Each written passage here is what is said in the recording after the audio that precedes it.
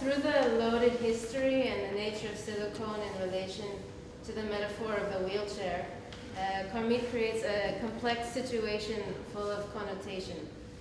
The act is subtle yet precise, the implications immense.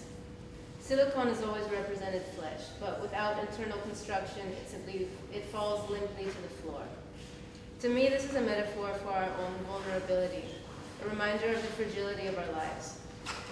Carmit's fixation on the wheelchair, a critical support system that, upon its adoption, can no longer be separated from its user, yet portraying it hollow and spineless, creates in me an anxiety that my own crutches may be taken away from under me. On one hand, her work speaks of hope, of that the stability and permanence we lack naturally may be compensated through the development of our minds and technology. It blurs the line between nature and artificiality as a means of empowerment. It plays with the deceptiveness between the weak and the strong, both through the subject matter as well as the material itself. For silicone, while it may be flexible and soft to the touch, and while it may fall helpless to the floor, it is strong. And it is not for nothing that such a material should be utilized to make prosthetic limbs. Yet despite the sturdiness of our inventions, Carmit's work creates a sense of danger, a reminder why these mechanisms were created in the first place. It speaks of a desperation for survival, a struggle to overcome death, to be in control. To me, this work is a reminder of where we would be without the wheelchair, that we would be limp worms, burdens distorted by gravity. What would happen if the chair I sit upon turned flaccid? I would splatter upon the ground, helpless. On the other hand, we have the worm, a life form without vertebrae.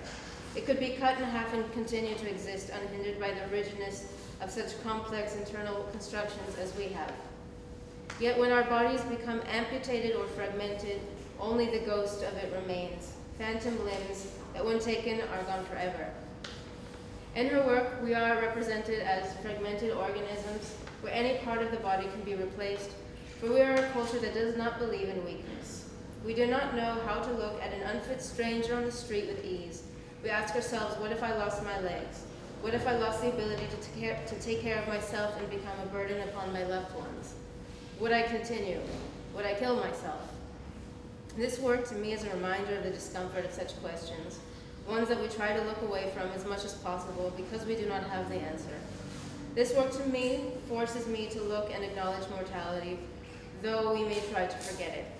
The fragmented nature forces me to acknowledge that at the end of the day, I am meat, that my entire universe can be broken up neatly into elements, and those elements, each of its own, are feeble. That no matter how many prosthetics we may use to replace our legs or our hearts, our efforts will inevitably fail and fall hollow to the floor.